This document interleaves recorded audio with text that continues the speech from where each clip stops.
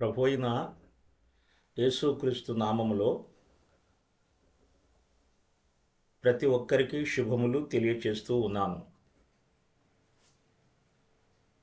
దేవుని బిడ్డలరా, ఈ ఉదయకాల సమయంలో దేవుని మహాకృపను బట్టి మీతో మాట్లాడటానికి, మనందరం కలిసి దేవుని వాక్యం ధ్యానం చేయటానికి ప్రభువు ఇచ్చిన ఈ శ్రేష్టమైన సమయానికి దేవునికి వందనాలు చెల్లిస్తూ ఉన్నాను. బైబిల్లో ప్రభు అయిన యేసుక్రీస్తు యొక్క తండ్రి యోసేపు చరిత్ర చాలా చిన్నది. ఈ యోసేపు చరిత్ర మానవ జాతికి చాలా ఆదర్శమైనదిగా ఉన్నది. అది మనము గ్రహించవలసిన వారుగా ఉన్నాం. ప్రభు జన్మ సందర్భంగా క్రిస్మస్ ధ్యానాలలో ఎక్కువగా యోసేపు మరియలను గురించి మనము ధ్యానం చేస్తాం. ఈ సమయంలో యేసు ప్రభు యొక్క తండ్రి అయిన యోసేపును గురించి మనము ధ్యానం చేయబోతున్నాం. పరిశుద్ధ బైబిల్ గ్రంథములో 8 మంది యోసేపులు ఉన్నారని దేవుని వాక్యం మనకి తెలియచేస్తూ ఉంది. మొదటిగా ఆదికాండము 30:24 వచనంలో యాకోబు రాహేలు కుమారుడైన యోసేపు అని వ్రాయబడి ఉన్నది. రెండవ మత్తయి సువార్త 1:16 వచనంలో మరియ భర్త అయిన యోసేపు. 3 మత్తయి సువార్త 13:55 వచనంలో యేసు ప్రభు సహోదరుడైన యోసేపు అని దేవుని వాక్యంలో తెలుస్తూ ఉంది. 4 మత్తయి సువార్త 27:57 వచనంలో అరిమతైన యోసేపు అని వ్రాయబడి ఉన్నది. 5 అపోస్తుల కార్యములు 1:23 వచనములో యూస్తు అను మారుపేరు గల యోసేపు అని వ్రాయబడి ఉన్నది. 6 అపోస్తుల కార్యములు 4:36 వచనంలో కుప్రాలో పుట్టిన లేవీయుడగు యోసేపు అని వ్రాయబడి ఉన్నది. 7 లూకాసు వార్త 3:25 వచనములో క్రీస్తు పూర్వీకులలో ఒకడు మత్తయి కుమారుడు యోసేపు అని వ్రాయబడినది.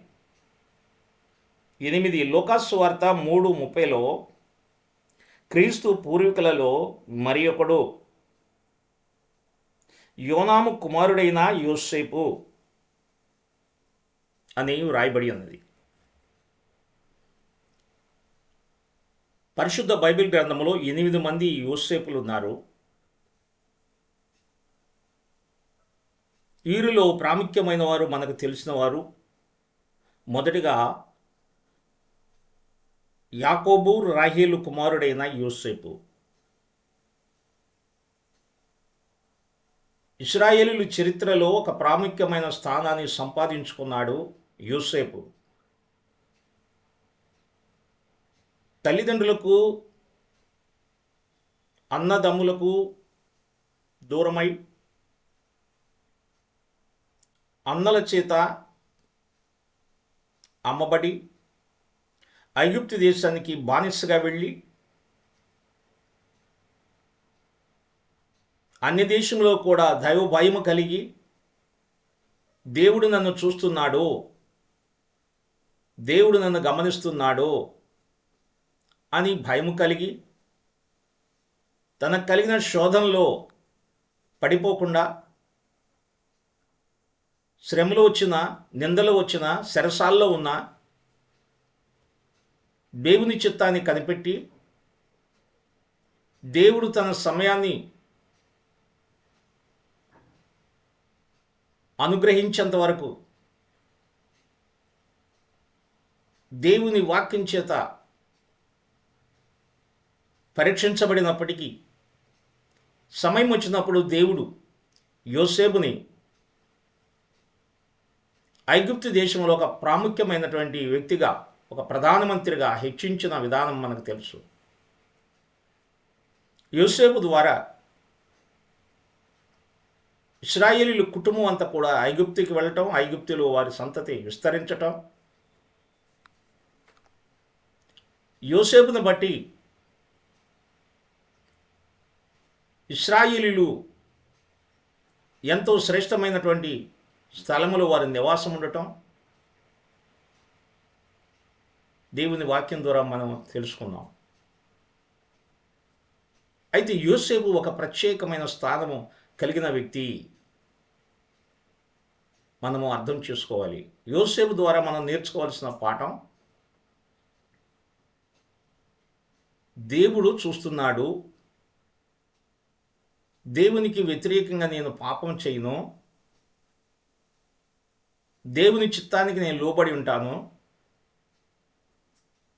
దేవుని చిత్తం నా జీవితంలో జరిగేంత వరకు కూడా దేవునికి నేను విధేయత కలిగి జీవిస్తానని విశ్వాసంతో ఉండి హెచ్చించబడినటువంటి యోసేపు మనకి జ్ఞాపకం వస్తున్నాడు.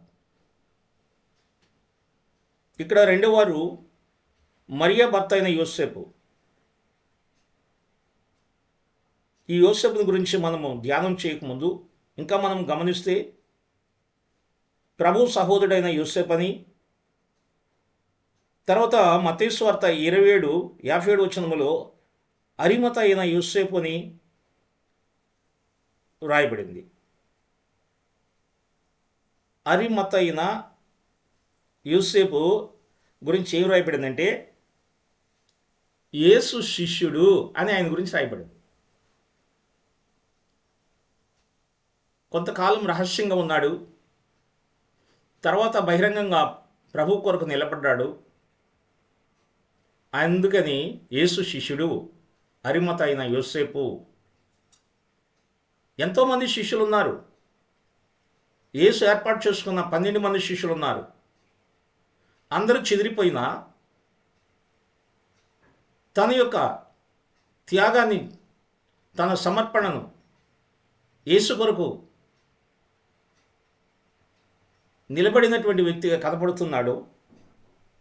యేసు శిష్యుడని అతని గురించి రాయబడినది. ఈ విధంగా అనేక మంది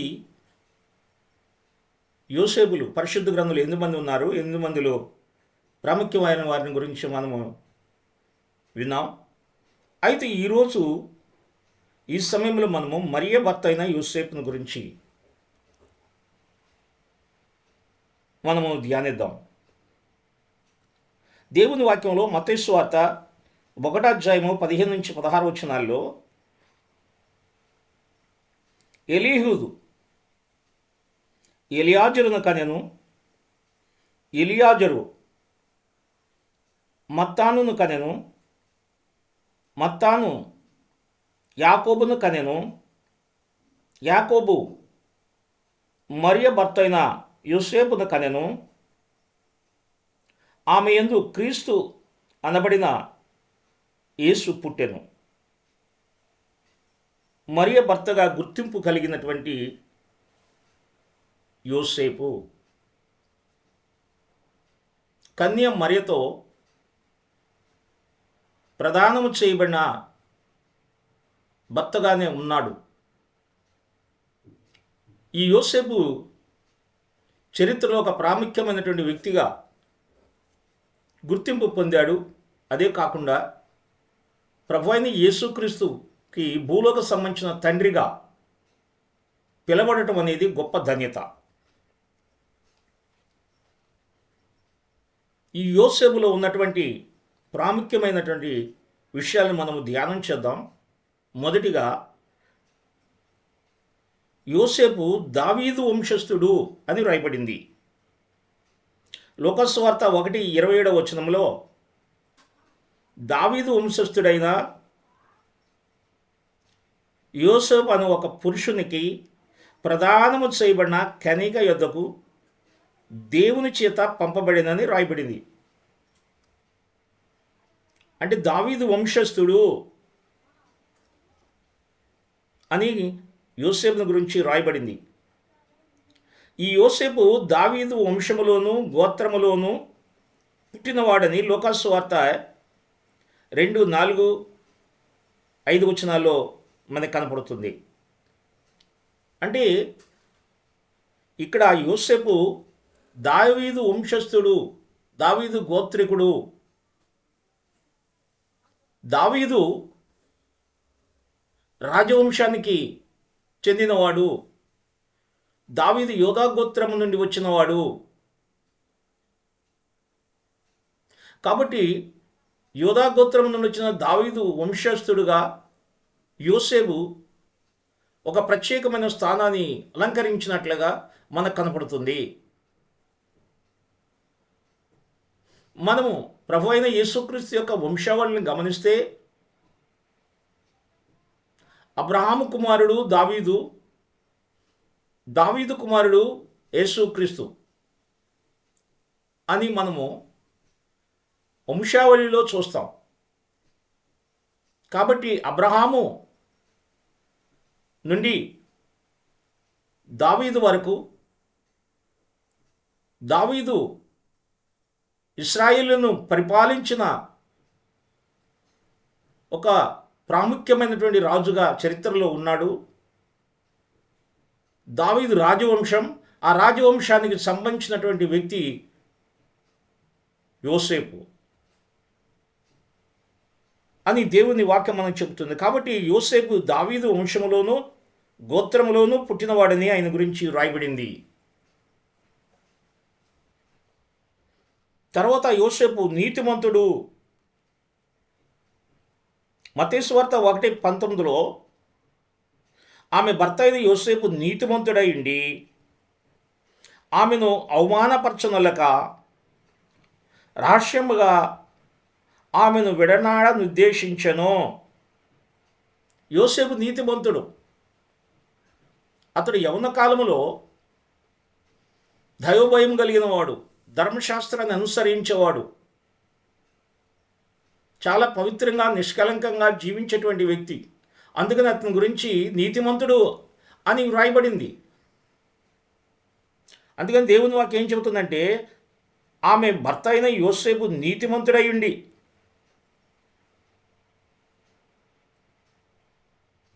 తన ప్రదానము చేసుకున్న భార్య అయినటువంటి మరియా గర్భవతి అయింది అని తెలుసుకున్నప్పుడు ఆమెను అవమానపరచనలక రహస్యంగా విడిచిపెట్టాలి అని ఆలోచన చేసుకుంటూ ఉన్నాడు, ఆలోచిస్తూ ఉన్నాడు అని మనకి ఇక్కడ దేవుని వాక్యం ద్వారా తెలియచేయబడుతుంది. ఇక్కడ వాస్తవానికి చెప్పాలంటే ధర్మశాస్త్ర ప్రకారము ఏ నేరారోపణ చేయకుండా అతడు విడాకుల పత్రాన్ని రాసి ఇచ్చి పంపివేయచ్చు. ద్వితీయోపదేశకాండము 24:1 కన్య అయిన మరియను ఆయన ప్రదానం చేసుకున్నాడు. అయితే అలాంటి పరిస్థితుల్లో ఆమె సమాజము దృష్టిలో అవమానమును ఎదుర్కోవాలి. అందువల్ల సందేహపడుతూ ధర్మశాస్త్రంలో ఈ విషయాలు రాయబడినాయని వాటిని గురించి కూడా అతడు ఆలోచన కలిగి ఉన్నాడు. అయినప్పటికీ అతడు నీతిమంతుడు కాబట్టి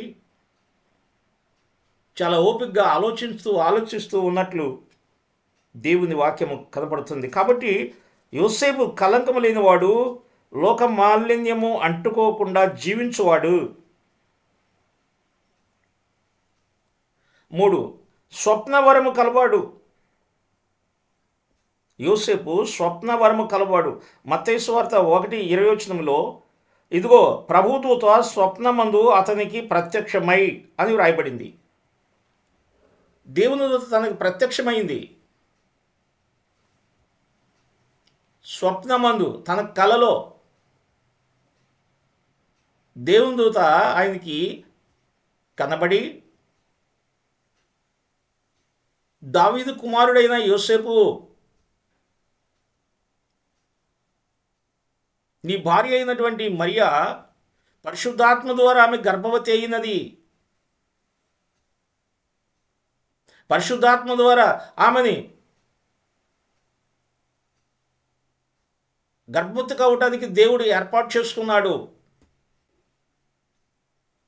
ఆమెకు పుట్టబోవు శిశువు పరిశుద్ధుడు అని మాటలు చెప్పినప్పుడు అతడు చాలా దేవుని మాటల విషయంలో గమనిస్తున్నట్లు మనం చూస్తున్నాం. అదే కాదు, స్వప్న వరము కలిగినటువంటి వాడు, ఇంత గొప్ప శ్రేష్టమైన వరం తన జీవితంలో కలిగి ఉన్నాడు. మొదటగా మనము ఒక యాకోబు కుమారుడిని యోసేపుని గురించి మనం విన్నాం. అతడు కలలు కలిగిన వాడు. అతనికి కలల ద్వారా అనేక విషయాలు దేవుడు బయలుపరిచాడు. అట్లాగే మరియ భర్త అయినటువంటి యోసేపుకు దేవుడు దూతను పంపి కల ద్వారా మాట్లాడాడు. 3 సార్లు దేవదూత యోసేపుతో మాట్లాడింది. ఆ మాటకు అతడు విధేయుడైనట్లు లేఖనం మనకు తెలియజేస్తూ ఉంది. 4 చూస్తే దైవాజ్ఞకు లోబడినవాడు అని రాయబడింది. మత్తయి సువార్త 1:24-25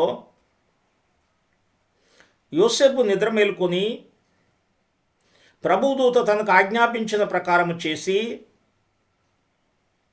తన భార్యను చేర్చుకొని ఆమె కుమారుని కను వరకు ఆమెను ఎరుగకుండెను అని స్పష్టంగా ఇక్కడ రాయబడింది.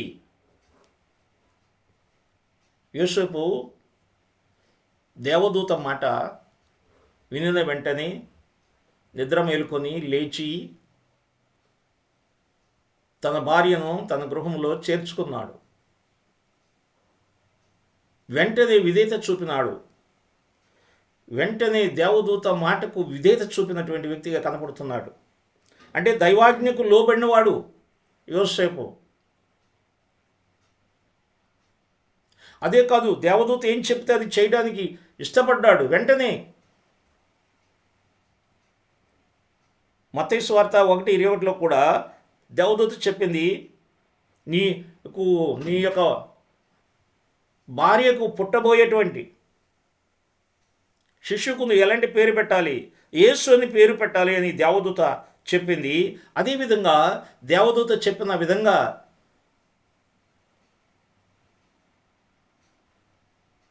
వారికి పుట్టిన కుమారుడు అంటే మరియ గర్భము ధరించి శిశువుగా జన్మించినటువంటి ఆ శిశువుకు యేసు అని పేరు పెట్టడం జరిగింది అని లేఖనం మనకు తెలియజేస్తూ ఉంది. దేవుని బిడ్డలారా, దేవదూత చెప్పిన మాట యోసేపు విన్నాడు, దేవుని ఆజ్ఞకు లోబడ్డాడు. ఇక్కడ మనం నేర్చుకోవాల్సింది, యోసేపు ఒక ప్రాముఖ్యమైన వంశస్థుడుగా గోత్రం నుండి వచ్చినవాడు. యోసేపు ధర్మశాస్త్రమును అనుసరించే వ్యక్తి, అతడు నీతిమంతుడిగా తీర్చబడినట్లుగా నీతిమంతుడైన యోసేపు అని అతని పేరున్నది. అతడు స్వప్నవరము కలిగిన వాడు. అదేవిధంగా యోసేపు దైవాజ్ఞకు లోబడినవాడు. ప్రియమైన దేవుని బిడ్డలారా, ఈ సమయంలో ఒక మాట మనము ఆలోచించాలి. దేవుని ఆజ్ఞకు మనం లోబడాలి.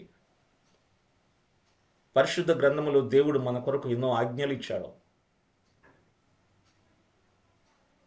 దేవుని ఆజ్ఞలకు మనం లోబడాలి, ఆజ్ఞలకు మనం విధేయత చూపాలి. యోసేపులో ఉన్న మంచి లక్షణము, దేవదూత దేవుని నుండి వర్తమానం తీసుకొచ్చింది. దేవదూత యోసేపుకు ఆ వర్తమానం అందించింది. అది చాలా కష్టతరమే. లోకములో చాలా కష్టతరమైనటువంటి పరిస్థితి. సమాజంలో అతనికి అగౌరవము, అవమానము, నింద కలిగేటువంటి పరిస్థితి అయినప్పటికి కూడా దేవుని ఆజ్ఞకు లోబడి తన భార్యను తన గృహములో చేర్చుకున్నాడు. దేవదూత చెప్పిన ఆజ్ఞకు లోబడినట్లుగా మనం చూస్తాం. దేవుడు ఈ భూమి మీద తనకిష్టమైన వారిని ఆయన ఏర్పాటు చేసుకుంటాడు. యోసేపుని దేవుడు ఏర్పాటు చేసుకున్నాడు. కన్య మరియను ఎట్లాగా ప్రపంచంలో ఒక ప్రాముఖ్యమైనటువంటి కన్యక గుర్తింపు పొంది దేవుని చేత ఏర్పాటు చేయబడిందో, అట్లాగే లోకరక్షకుడుగా ఈ భూమి మీదకి రాబోతున్న ప్రభు అయిన యేసు క్రీస్తుకు ఈ భూలోకపు తండ్రిగా పిలువబడేటువంటి ఆ ధన్యత యోసేపుకి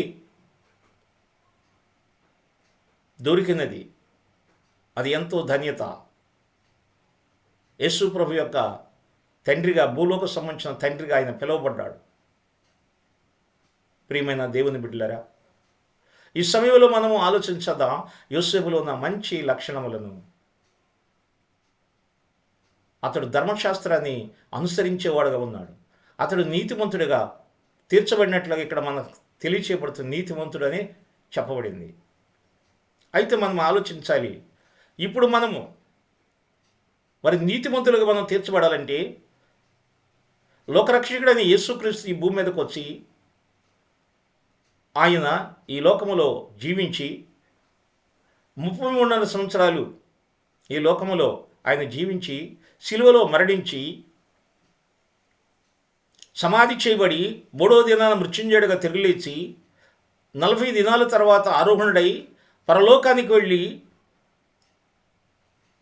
మన కొరకు విజ్ఞాపన చేస్తున్న మన ప్రధాన యాజకుడిగా యేసు ప్రభువారు ఉన్నారు. అయితే మనము నమ్మవలసింది, మనము నీతిమంతులుగా తీర్చబడాలంటే యేసుని మనము నమ్మాలి. ఆయన ఈ లోకాన్ని మన కొరకు వచ్చాడు, మన పాపములను క్షమించడానికి వచ్చాడు, మన పాపములను నుండి మనల్ని రక్షించడానికి వచ్చాడు అని ఆయన శిలువ మరణ పునరుద్ధానాలను మనం విశ్వసించినట్లయితే, లేఖనాల ప్రకారంగా ఆయన ఈ లోకానికి వచ్చాడు, లేఖనాల ప్రకారంగా ఆయన చనిపోయాడు, లేఖనాల ప్రకారంగా ఆయన తిరిగి లేచాడు కాబట్టి అది విశ్వసించి నమ్మినట్లయితే మనము కూడా ఆయన రక్తము ద్వారా నీతిమంతులుగా తీర్చబడతాం. అది దేవుడు కోరుకుంటున్నాడు. మనము నీతిమంతులుగా తీర్చబడేవారుగా ఉండాలి. యోసేపు అయితే నీతిమంతుడైన యోసేపు అని అతని పేరు రాయబడింది. అంటే అప్పటికి ధర్మశాస్త్రం ఇంకా ప్రభువారు జన్మించి లోకములో జీవించి ఆయన పునరుద్ధానుడై పరలోకానికి వెళ్ళేంత వరకు ధర్మశాస్త్రము అమలులోనే ఉన్నది ఎప్పటి వరకు.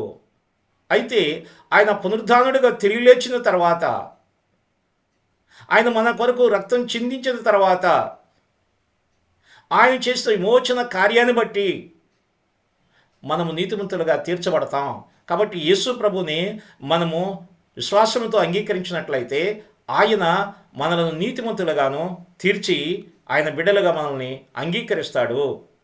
అలాంటి ఆ కృప మనం పొందుకోవటానికి యేసుని రక్షకుడిగా మనం అంగీకరిద్దాం. మన పాప శాపము నుండి విడిపించి మనల్ని నీతిమంతులుగా చేస్తాడని విశ్వసించి ఆయన యందు మనము విశ్వాసంతో ముందుకు సాగుదాం. అప్పుడు మనం నీతిమంతులుగా ఈ భూమి మీద తీర్చబడినటువంటి ఆ కృపను ప్రభు మనకిస్తాడు.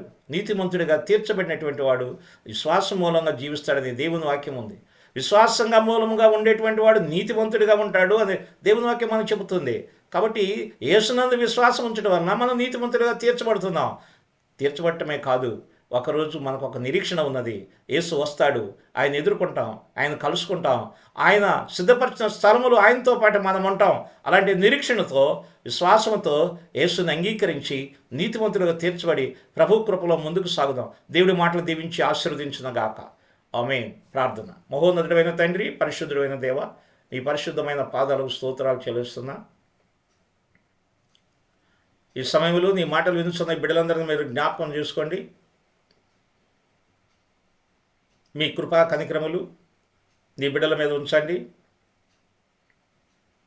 అనేక మంది భక్తులు పాత నిబంధనలు మేము చూస్తున్నప్పుడు ధర్మశాస్త్రాన్ని బట్టి, వారి విశ్వాసాన్ని బట్టి వారు నీతిమంతులుగా తీర్చబడినట్లు మేము చూస్తున్నాం. అయితే ధర్మశాస్త్రము నుండి ప్రభువా మమ్ములను విడిపించి మీ స్వరక్తము ద్వారా మమ్ములను విమోచించి రక్షించి మీ రక్తము ద్వారా మాకు నీతి సమాధానములు అనుగ్రహించడానికి ఈ లోకానికి లోకరక్షకులుగా వచ్చారు. కాబట్టి మిమ్మల్ని విశ్వసించడం ద్వారా మమ్మల్ని నీతివంతులుగా చేసి మీ పిల్లలుగా చేసుకొని మీ కొరకు జీవించే కృపను ధన్యతను మాకు అనుగ్రహించినందుకు వందనాలు. ఈ క్రిస్మస్ ధ్యాన కార్యక్రమాలలో నీ బిడ్డలు ఈ మాటలు అర్థం చేసుకొని ఆలోచించి నీ కృప పొందుకునే భాగ్యము నీ బిడ్డలకు దయచేయమని, ప్రతి కుటుంబాన్ని దీవించమని, ఆసక్తితో నీ మాటలు వినుచున్న కుటుంబాలన్నిటిని మీరు దీవించి ఆశీర్వదించమని, ప్రతి ఒక్కరూ మీ రక్తము ద్వారా, మీ వాక్కు ద్వారా, మీ ఆత్మ ద్వారా పరిశుద్ధపరచబడి నీతిమంతులుగా తీర్చబడి నీ కొరకు నమ్మకమైన జీవితం జీవించడానికి సహాయం చేయవలసినని యేసు నామములో అడుగుచున్నాము తండ్రి. ఆమేన్. తండ్రి యొక్కయు కుమారుని యొక్కయు పరిశుద్ధాత్మ సహవాసము కూడి ఉన్న మనందరికీ ఆయన సన్నిధి, ఆయన సమాధానము తోడుగా ఉండి నడిపించునుగాక. ఆమేన్.